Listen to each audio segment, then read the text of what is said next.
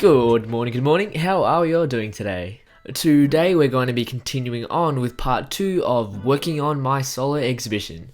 Now, some of you may have already seen the completed show because I am posting this series in retrospect, but I still want to share with you behind the scenes of working on something big like this. So let's get into it. Hey guys, back with some more progress. I finished the line work last night and I started working on the skin layers. And this is usually my favourite part of the process because it's when I start to actually make the piece come to life. And this is what it looks like so far. So these are the initial skin layers that I've started with, just to get a general idea of the skin tone, and I work and build from there. It is a bit tricky to paint skin when I'm working with dark backgrounds and dark colours, but once the blues come in, it'll look a lot better. Alright, back to work. Once the skin layers are all done, I can start blocking in the flat values for other parts of the piece. This part here is really important as it's the beginning of when I can start to see the contrast of all the colours and all the values taking shape. See, the thing is, painting skin can be super tricky when working with dark backgrounds and colours, because when painting against white or onto white paper, the skin obviously appears to be dark by comparison. But once the darker values of the rest of the paintings go in, the skin begins to wash out and it ends up looking a lot more pale than you think. So quickly enough it becomes a balancing act, and I usually have to go over the skin later on with a few more layers to match the rest of the painting.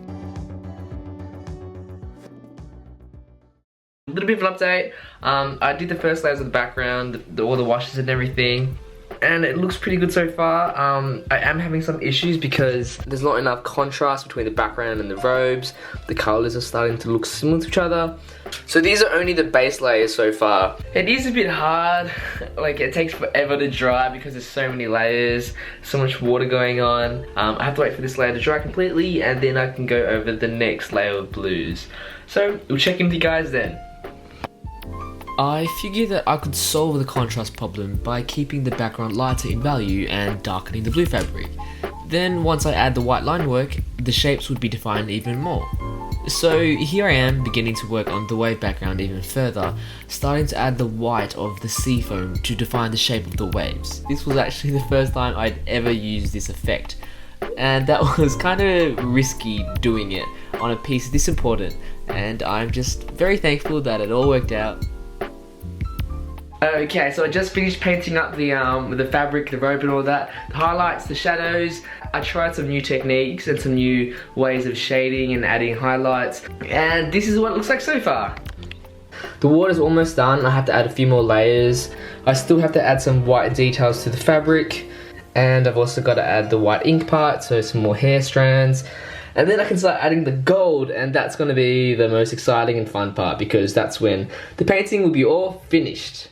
One of the things I felt I improved a lot on was how I painted fabric. I learnt how to define form better in the highlights and shadows, making them appear more crinkled and jagged. And there's a reason why I do these unnaturally crinkled fabrics. See, flow is very important to my work, and not just in terms of composition. The figures I paint are always fluid with organic flowing lines throughout, whether it's in the hair or the poses of the people I paint. That's why I always try to incorporate a very geometric element to break it up and add some visual contrast. Otherwise, things might get too flowy. I'm currently up to the gold leafing part and I'm using some masking tape to mask off the edges. I want this to be like a gold ribbon that flows throughout, so I want straight, really crisp edges and lines. Please, please, please, please. Yes, please. Now this bit here was a bit tricky because I was using masking tape as well as adhesive for the gold leaf. If the gold didn't properly stick or dry, the tape would rip off the gold, the adhesive, and possibly the paper and the paint itself. Okay, let's see how it looks so far. Alright, that's cool. Very happy with that. Was a bit scared with the masking tape for that bit, but happy it turned out nice and clean. And now for the rest of it. So this does look like absolute chaos, but I've masked off the areas that I want the gold ribbons to be on. Fingers crossed it comes out cleanly, so we'll see. And you guys know how much I love peel porn, so let's hit those cinematic peel peels.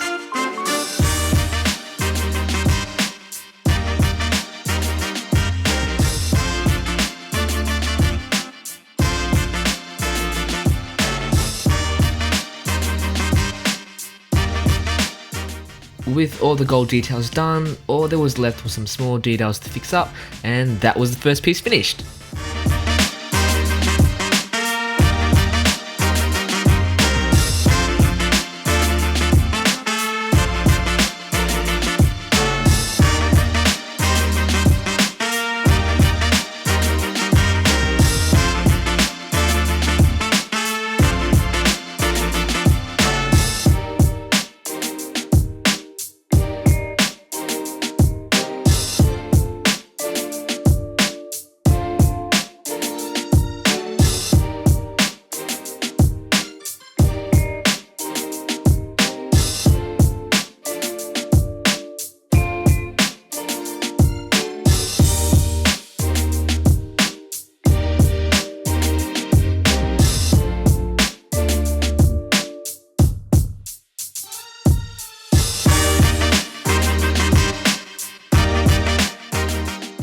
I think I took a day off or so before starting working on the next piece, so first the thumbnail sketch and then the real deal.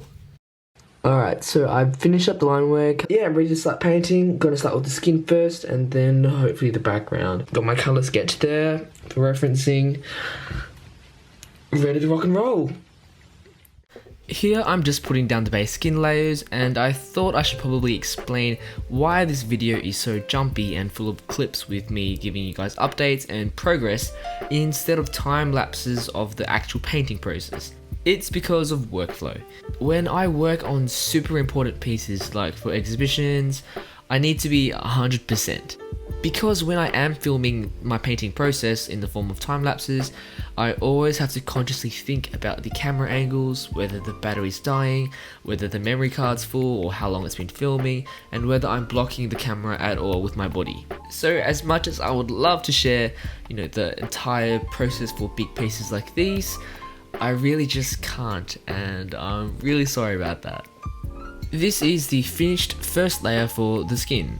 Once I have the base layers down, I build midtones and shadows from there, using that initial layer as the value point for highlights on the face. Again, I couldn't film the process of me building these shadows and midtones, so get ready for a big jump now. The skin's basically all done, so now I can peel off the masking fluid, and I'm praying, please, please, please peel off nicely. Now, peeling masking fluid might seem therapeutic, but it is so damn stressful, and this is way too slow, so let's speed things up.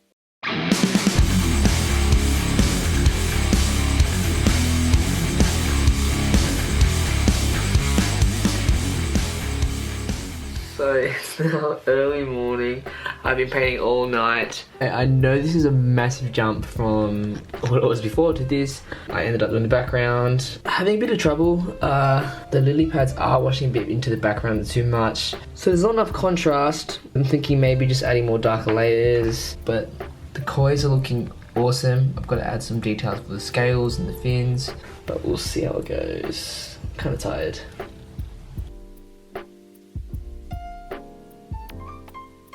Hey friends, I've just finished painting the my second piece. So all the watercolor painting parts are done. So all I have to do now is add the white ink, the white details, and then the gold. This is how it looks so far. So finish off the face. I had to fix up some bits. So there was a bit of a jumble of different kind of styles and aesthetics in this piece. It got a bit confusing, but I've managed to fix it up. I'm going to add the white details in now, so it's going to tie it all together, which will be nice.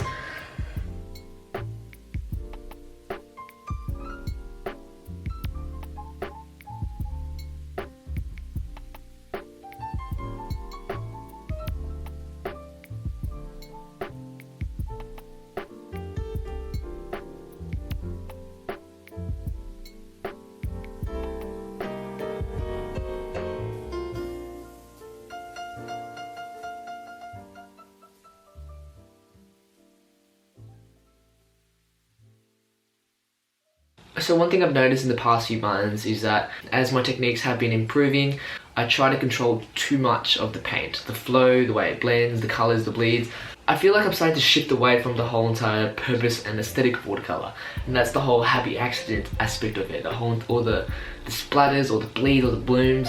And it's a problem because if I keep painting the way I do and keep, you know, making everything really realistic and controlled and blended and perfectly shaded in so many layers, then it's kind of like, what's the point of watercolour? Why don't I go to oil paints or acrylic when I have more control over that kind of stuff? And so I do feel like my work is losing some of its, you know, watercolour aesthetic, the effect. I do want to go back to the basics and, you know, it's watercolour. So, you know, embrace those textures and techniques that I used to love so much, rather than just trying to control everything. So that was a very random late night spiel, but I've got to go back to finishing the white details and the painting. Anyway, I hope you guys did enjoy this video. Have an awesome day, make more art, and I'll see you guys soon. I'm having a solo.